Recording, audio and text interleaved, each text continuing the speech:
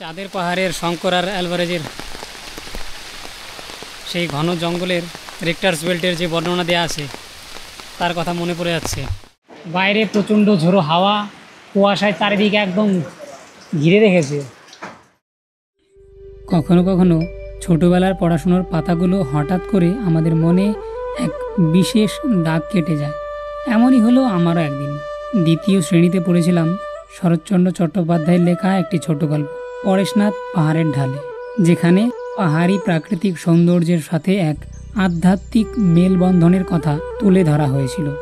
গল্পটা মনে পড়তেই হঠাৎ ইচ্ছে হলো বইয়ের পাতার সেই পাহাড়টাকে একবার বাস্তবের চোখে দেখা যাক। অমনি জুটে গেলাম পাহাড় সম্পর্কে তথ্য জোগাড় করতে। কী করে সেখানে পৌঁছবো, কোথায় খাবার পাবো, রাত্রি যাপনের কেমন ব্যবস্থা রয়েছে, সবটাই। সঙ্গে থেকেও সমস্ত তথ্যই তোমরা জানবে এই ভিডিওতে।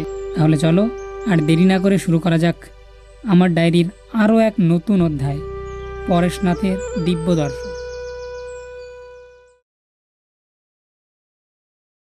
বাড়িতে বসে দিব্যি দিন কাটছিল। হঠাৎই যেন এক চ্যালেঞ্জ অ্যাকসেপ্ট করে বসলাম।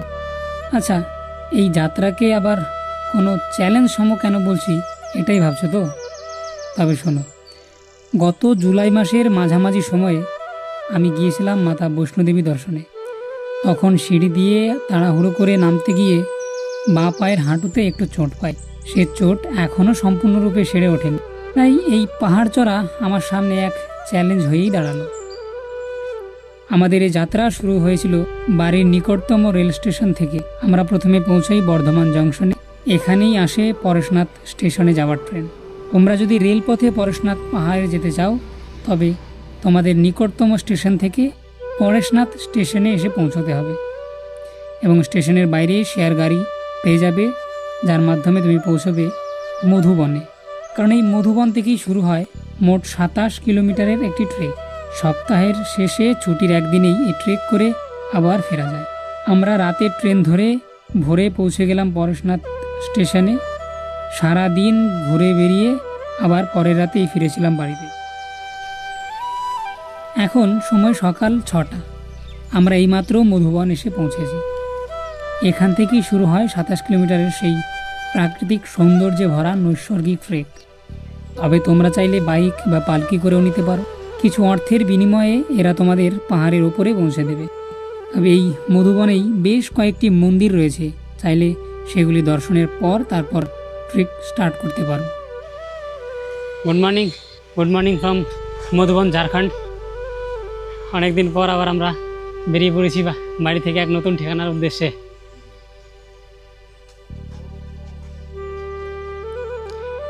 মধুবন থেকে এই পরেশনাথ পাহাড়ের যেখানে ট্রেকিং স্টার্ট হয় সেখানে মোটামুটি 2 জায়গায় আমাদেরকে চেকিং করেছে, যে কোনো রকম মাদকদ্রব্য, বিড়ি, সিগারেট, তামাক জাতীয় কোনো নেশাজাতক পদার্থ আছে কিনা 2 জায়গায় আমাদের চেক করলো।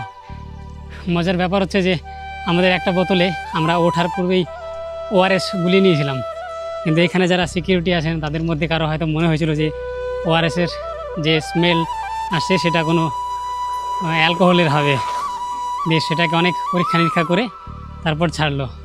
ORS গলানো ছিল যাতে একটু এনার্জি সবসময় বজায় থাকে, সেই জন্য আমরা শুরুতেই ORS গুলি নিয়েছিলাম।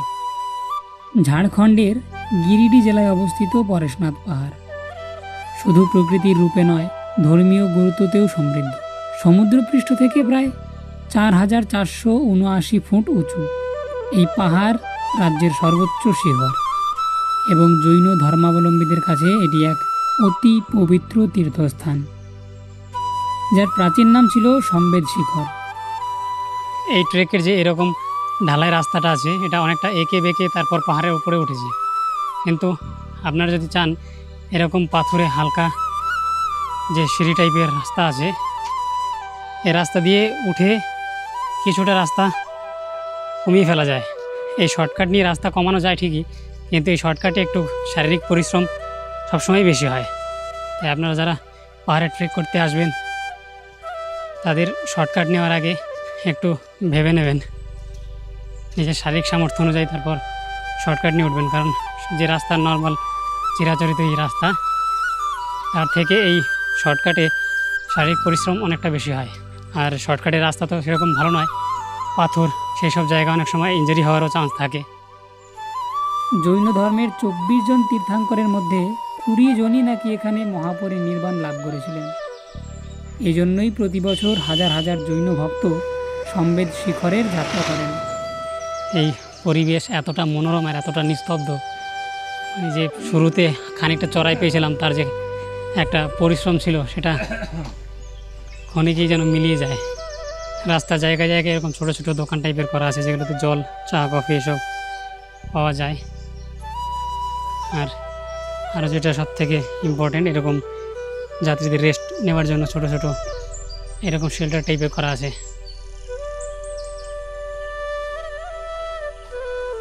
একটা বিশেষ আওয়াজ হচ্ছে, শুনতে পাচ্ছেন কি আপনারা? এই আওয়াজ অনুসরণ করে আমরা রাস্তা থেকে কিছুটা বাইরে এরকম পাথরের রাস্তায় হেঁটে আসছি।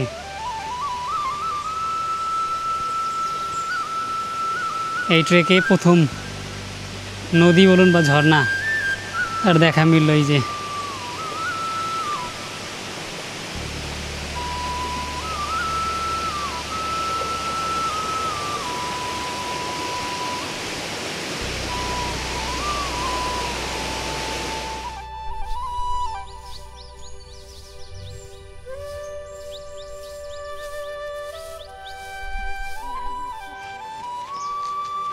ট্রেক স্টার্টিংয়ের এই মোটামুটি 5 কিলোমিটার আসার পর আপনারা এরকম দুটো রাস্তা পাবেন।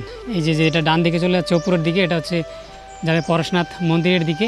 আর যদি আপনারা ভাবেন যে আগে জল মন্দির দর্শন করবেন, তাহলে বাঁ দিকে রাস্তা দিয়ে এইদিকে গেলে প্রথমে জল মন্দির পড়বে। জল মন্দির দর্শনের পর তারপর আবার পরেশনাথ মন্দিরে ওই ওপর দিয়ে যাওয়ার রাস্তা আছে, বা দুটি রাস্তা এক জায়গাতে গিয়ে মিশে যাবে। আজ সকালে মধুবন থেকে আমরা মোটামুটি ওই 6:10 আমাদের ট্রেকিং স্টার্ট করেছিলাম। এখন 8:30 মতো টাইম। আর আমরা এতক্ষণে ওই 2.5 ঘন্টা মতো টাইমে অ্যাপ্রক্স 6 কিলোমিটার মতো রাস্তা কভার করেছি। এই পাহাড়ের যে চড়াই ততটা বেশি নয়, কারণ আমরা এর আগে অমরনাথ, তারপর হচ্ছে ওই বৈষ্ণোদেবী ট্রেক করেছি। তার তুলনায় এইসব রাস্তা কিছুই নয়, সেই কারণে অতটা এখানে পরিশ্রম হচ্ছে না। আস্তে আস্তে আমরা উঠছি ধীরে ধীরে পায়ে হেঁটে। এখানে সেই পালকি এবং বাইকে যাওয়ার ব্যবস্থাও রয়েছে প্রচুর। বিভিন্ন রেট রয়েছে এইসব বাইক পালকির, আপনারা নিজেদের মতো তাদের সাথে বার্গেনিং করে রেট ফিক্স করে তারপর উঠবেন। পরেশনাথ মন্দির একদম পৌঁছেই গেছি, এমন সময় হালকা ঝিরঝির করে সেই ইলশেগুড়ি টাইপের বৃষ্টি শুরু হয়েছে একটু। যারা বাইকে আসবে তারা এরপর আর বাইকে যেতে পারবে না, এখান থেকেই বাইক ছেড়ে তারপর আবার একটুখানি হেঁটে যেতে হবে, একদম সামান্য একটু। খুব সুন্দর একটা ভিউ পাওয়ার আশা ছিল এখানে, কিন্তু মেঘের এই পুরো পাহাড়টাকে ছেয়ে নেওয়ার কারণে আর হলো না সেটা।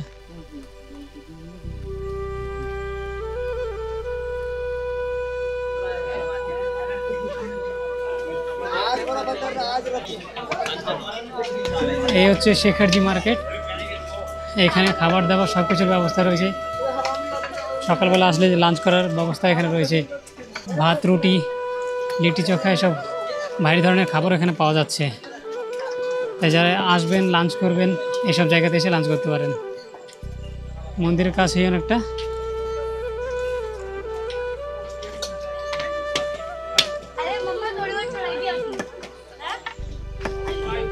মধুবন থেকে ট্রেক শুরু হওয়ার মোটামুটি 4 ঘন্টা 20 মিনিট মতো টাইম লাগলো আমাদের পরেশনাথ মন্দিরে পৌঁছতে।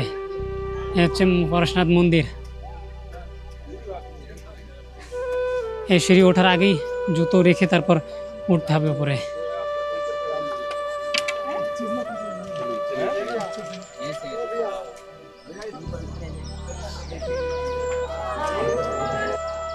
এই মন্দিরের ভেতরে রয়েছে জৈনদের ভগবান পার্শ্বনাথ বা পরেশনাথের পদচিহ্ন, যাকে ঘিরে জৈনদের এক বিশেষ আস্থা বিদ্যমান।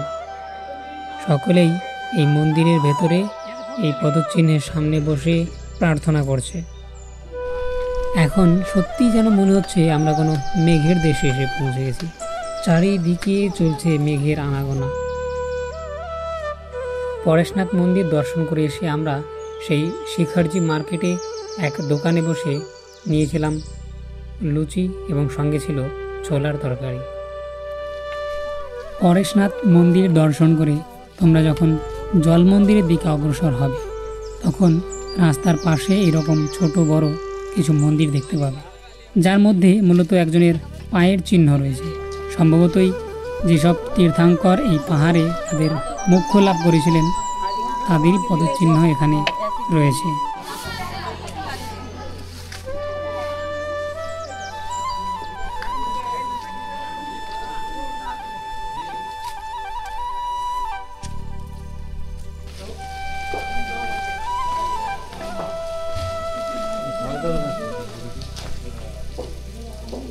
এই মন্দিরের চারিদিকে এমনই জলে ঘেরা, সম্ভবত এই কারণেই এই মন্দিরের নামকরণ করা হয়েছে জল মন্দির।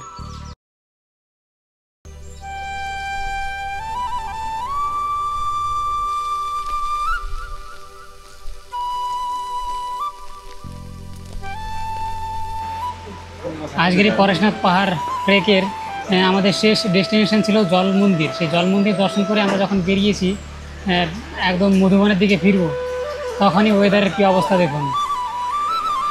বাইরে প্রচণ্ড ঝোড়ো হাওয়া, কুয়াশায় চারিদিকে একদম ঘিরে রেখেছে। 20 মিটার দূরে কী আছে তা দেখতে পাওয়া যাচ্ছে না, এত কুয়াশা। মেঘে পুরো পাহাড়টাকে ঘিরে রেখেছে, সাথে ঝোড়ো হাওয়া, মুষলধারে বৃষ্টি। এখন একটা ছোট্ট দোকানে বসে আছি, অপেক্ষায় আছি কখন এই বৃষ্টি থামবে, ওয়েদারের পরিবর্তন হবে, তবে আমরা ফিরতে পারবো। জল মন্দির দর্শনের পর মানে ওই ওয়েদারের যে অবস্থাটা হয়েছিল, আমরা তো রীতিমতো ভয় পেয়ে গেছিলাম। চারিদিক কুয়াশা এত ঘিরে ধরেছে যে 10 মিটার দূরে কী আছে সেটা দেখতে পাওয়া যাচ্ছে না। প্রচণ্ড ঝোড়ো বাতাস, সাথে মুষলধারে বৃষ্টি। আজকে বাড়ি ফিরতে পারবো কিনা এই সন্দেহ লাগছিল একটু। এখন তবু একটু ওয়েদারটা ক্লিয়ার হয়েছে, বৃষ্টি পড়ছে, রেনকোট পরে ছাতা নিয়ে বেরিয়ে পড়েছি। এই হচ্ছে এখনকার ওয়েদার।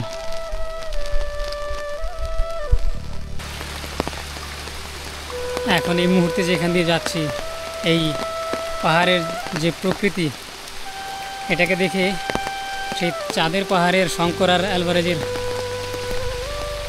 সেই ঘন জঙ্গলের রেক্টার্স বেল্টের যে বর্ণনা দেওয়া আছে তার কথা মনে পড়ে যাচ্ছে।